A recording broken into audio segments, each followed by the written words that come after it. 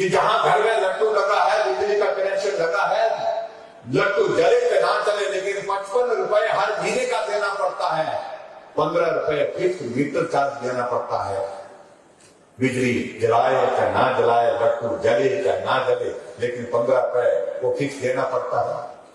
और 40 रुपए service charges पे देने पड़ते थे। 40 और 15 मिलाकर के 55 रुपए हर व्यक्ति को हर महीने का बिल आता था। तो हमने कहा इसमें क्या किया जा सकता है।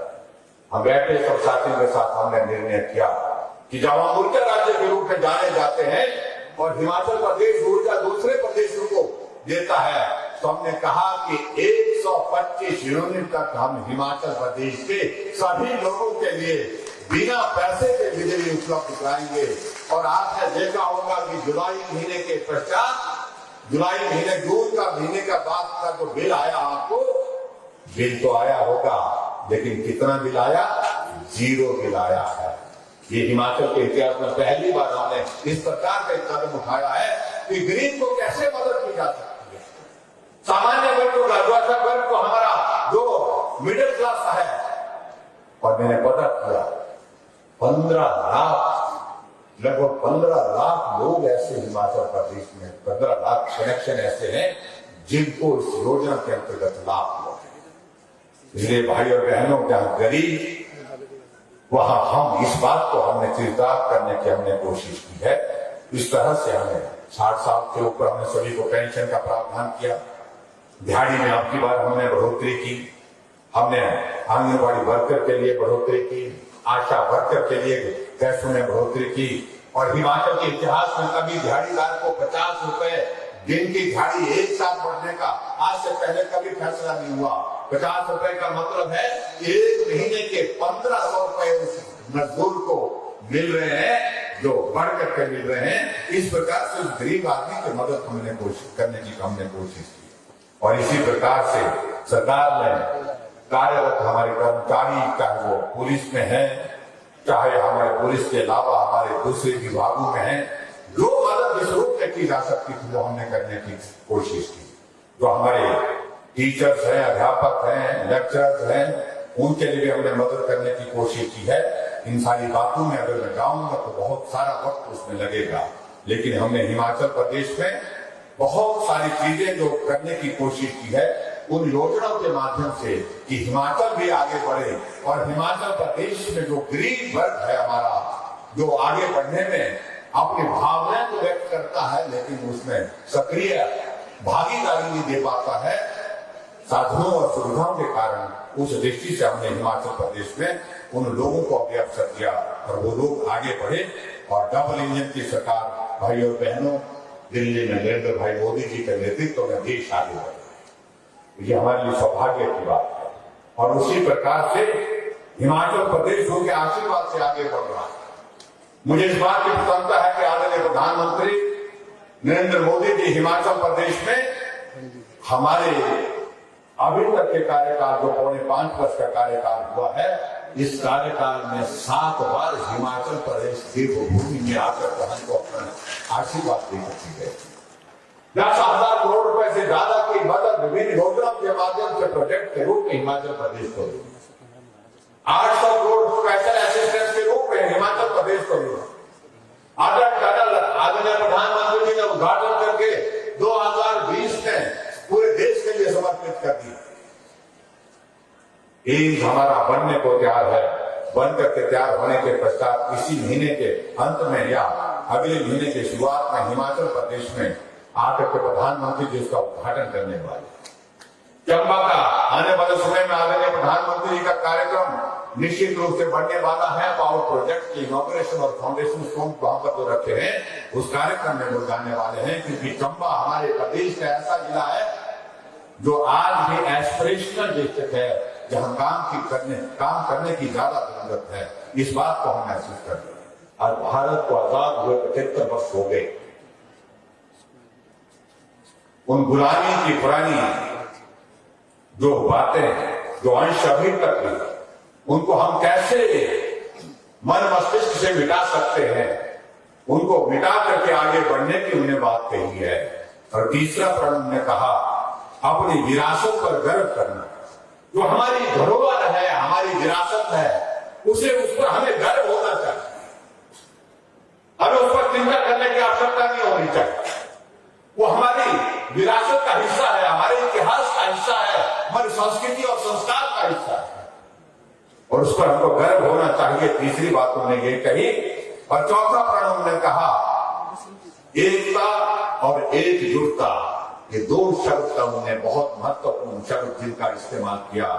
देश की एकता बहुत ज्यादा जरूरी है, और एकता सिर्फ दिखने के लिए, दिखाने के लिए नहीं, और एकजुटता होनी चाहिए। सब मिलकर के चलने चाहिए, दुनिया को दिखना चाहिए भारत एक होकर के चल रहा है, और एकता के साथ साथ में एकजुट होकर के आगे चल रहा है। इस भाव के साथ काम करने की आवश्यकता ये आदरणीय प्रधानमंत्री जी ने चौथा प्रण जो उन्होंने जाहिर किया उसका जिक्र किया।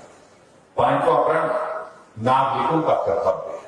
हम देश के नागरिक हैं। देश के संविधान के प्रति सम्मान रखते हुए ये हम सबका दायित्व है कि नागरिक होने के नाते मेरा कर्तव्य क्या है। मेरा कर्तव्य है कि मैं स्वच्छता, ये मेरा कर्तव्य है कि गंदगी ना हो। मेरा कर्तव्य है मैं गरीब आदमी के लिए कहां सेवा कर सकता हूं, मदद कर सकता हूं, उस काम को कर सकता हूं। मैं भारत के विकास में अपना देश और अपना योगदान कैसे दे सकूं, एक नागरिक के नाते ये मेरा कर्तव्य है। उस कर्तव्य का मुझे पालन करना है। इसलिए कर्तव्य का पालन करते हुए हमें आगे बढ़कर के काम करना है। इस बात के लिए भी उन्होंने जिक्र किए। 5 प्रण आदरणीय प्रधानमंत्री जी ने विशेष तौर से किए, और मैं आज के इस अवसर पर आइए हम सब लोग भी ये संकल्प ले, और अगले 25 साल में भारत को विकास के उत्कर्ष पर पहुंचाने में ये भारत पूरा आत्मनिर्भर बने और भारत आगे बढ़े। इस बात के लिए अपना जो भी सहयोग जिस रूप में हो सकता है, जहां भी हो सकता है, जितना भी हो सकता है, उसको देने के लिए हम तत्पर रहें। ये मेरा सबसे भी निवेदन है।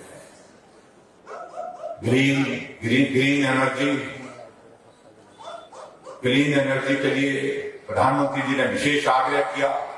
प्राकृतिक खेती के लिए आदरणीय प्रधानमंत्री जी ने विशेष एक बात कही है, और आज प्रधानमंत्री जी ने एक बात को लेकर के, जहां कहा जाता था पहले जय जवान जय किसान कहा जाता था, और जय जवान जय किसान के साथ जय विज्ञान जुड़ा। जब अटल जी ने परमाणु बम का विस्फोट किया तब कहा गया कि इसको भी जुड़ना चाहिए।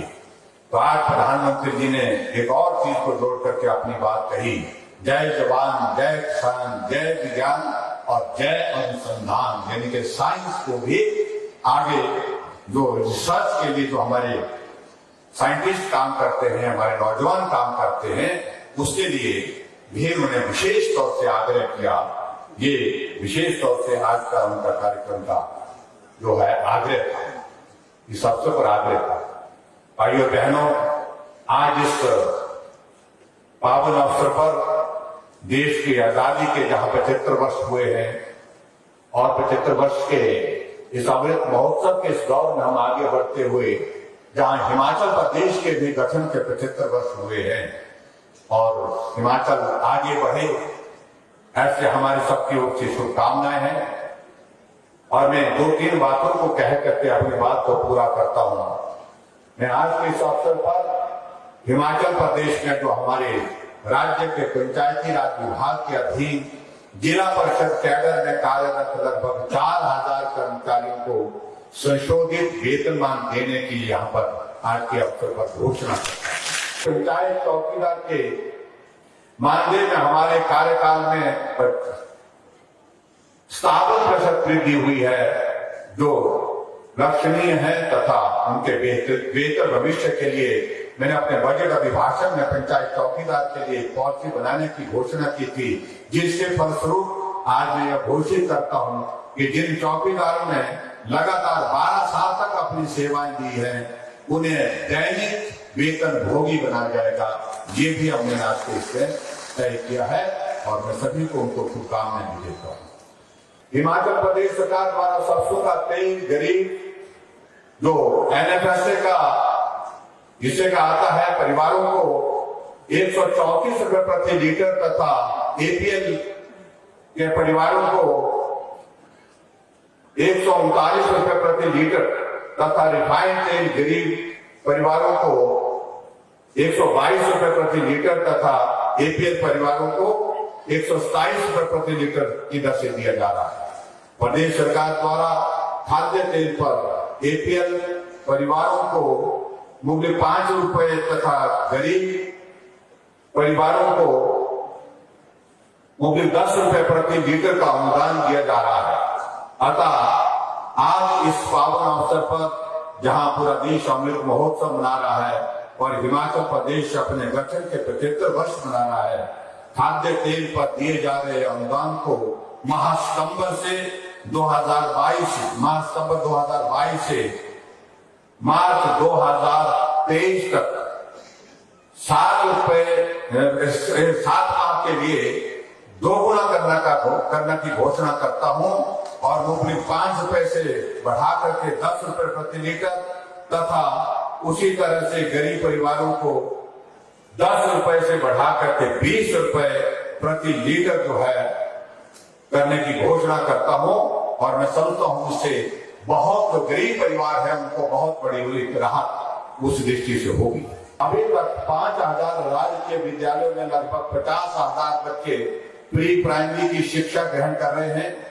इससे जहां एक तरफ सरकारी प्राइमरी विद्यालयों में नामांकन में वृद्धि हो रही है, वहीं शिक्षा की गुणवत्ता में भी सुधार हो रहा है। अतः मैं घोषणा कर रहा हूं कि प्रदेश में चल रहे प्री प्राइमरी कक्षाओं में पढ़ रहे बच्चों की शिक्षा को सुदृढ़ करने के लिए प्री प्राइमरी शिक्षा नीति बनाई जाएगी। नीति के अंतर्गत शीघ्र ही आवश्यकता अनुसार प्री प्राइमरी शिक्षकों की भर्ती नियमानुसार की जाएगी। इस बात के लिए भी मैं आज घोषणा करता हूं। जो एनपीटी के हमारी बहनें हैं उन्होंने बहुत इस बात के लिए बहुत दूर से आग्रह किया है। खैर के दोहन के लिए अभी 10 वर्षीय फैलिंग प्रोग्राम के कारण किसान को 10 साल की प्रतीक्षा करनी पड़ती है तथा काटने हेतु अत्यंत जटिल प्रक्रिया का सामना करना पड़ता है। भी 10 वर्षीय कार्य प्रणाली से बाहर निकाला जाए। उक्त खैर कटान में माननीय सर्वोच्च न्यायालय का 10 वर्षीय फैलिंग प्रोग्राम के बारे में आदेश है। अतः 10 वर्षीय पातन कार्यक्रम 10 वर्षीय फैलिंग कार्यक्रम से छुटकारा पाने हेतु राज्य सरकार माननीय सर्वोच्च न्यायालय में अपील भी दायर कर रही है। भाइयों बहनों, प्रदेश में इस समय 2,25,000 कर्मचारी कार्यरत है, जिसमें सार्वजनिक क्षेत्र में उपक्रमों के कर्मचारी भी शामिल हैं। इसके अलावा पेंशनों की कुल संख्या 1,90,000 के लगभग है, जिसमें सार्वजनिक क्षेत्र के उपक्रमों के पेंशन भी शामिल है। कर्मचारियों और पेंशनरों के हितों को ध्यान में रखते हुए मेरी सरकार ने दिनांक 1/1/2016 से वेतनमानों और पेंशन का रिवीजन किया, जिससे कर्मचारियों पेंशनरों को 3,500 करोड़ रुपए का लाभ मिला। पिछले 2 वर्षों में कोरोना के कारण प्रदेश की वित्तीय स्थिति खराब हुई है। इसके बावजूद मैं आज स्वतंत्रता दिवस के अवसर पर कर्मचारियों को पे रिवीजन एरियर की पहली किस्त देने की घोषणा करता हूं। इसके साथ ही प्रदेश के पेंशनरों एवं पारिवारिक पेंशनरों को भी पेंशन एरियर की पहली किस्त का भुगतान करने की घोषणा करता हूं। इस घोषणा से वेतन एवं पेंशन के एरियर भुगतान पर सरकार 1,000 करोड़ रुपए खर्च करेगी और इस घोषणा से 2,25,000 कर्मचारियों को तथा 1,90,000 पेंशनरों को लाभ होगा, जिसमें सार्वजनिक क्षेत्र उपक्रमों के कर्मचारी और पेंशनर भी शामिल होंगे। क्षेत्र में स्वतंत्रता दिवस के अवसर पर आप सबको बहुत बहुत बधाई और पूरे हिमाचल प्रदेश के भाई बहनों को विशेष तौर से हमारा भी हिमाचल प्रदेश का गठन का 75 वर्ष का कार्यकाल पूरा हुआ है, उस अवसर पर भी बहुत बहुत बधाई और शुभकामनाएं। और आप सब लोग हम सब लोग आगे बढ़े, ये प्रदेश प्रगति की राह पर आगे बढ़े, उसके लिए मैं आप सबके बीच में सिर्फ इतना ही कहना चाह रहा हूँ, आओ हम मिलकर के चलें। अभी बहुत सारी चीजें हमारे सामने जो लक्ष्य के रूप में है उनको हासिल करना है। ये हिमाचल भले ही छोटा प्रदेश, लेकिन ये प्रदेश शिखर पर है, तो इसका विकास भी शिखर की ओर आगे तेजी से बढ़े। इस भाव के साथ हम आगे मिलकर के चलें, मिलकर के काम करें। हिमाचल के सर्वांगीण विकास के लिए हम सबके सब मिलकर के आगे बढ़ करके काम करते हुए इस हिमाचल प्रदेश को और मजबूत करें।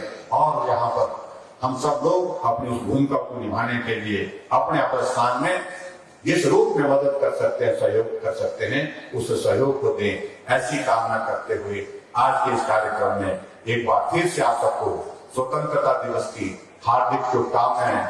भारत माता की, भारत माता की, भारत माता की जय हिंद, जय हिंद, जय हिंद। मॉनसून के सुहाने मौसम में हिमाचल की पसंदीदा मारुति कारों पर आकर्षक ऑफर। चुनिए नई ब्रीजा, डिजायर, स्विफ्ट, ऑल्टो या फिर वैगनार। गोयल मोटर्स के जिला शिमला, सोलन, सिरमौर और किन्नौर के हर कोने में सेल्स और सर्विस का विशाल नेटवर्क। आपके घर द्वार पर सुविधाएं। मारुति सुजुकी की गाड़ियों की बुकिंग के लिए संपर्क करें 9317000172 पर।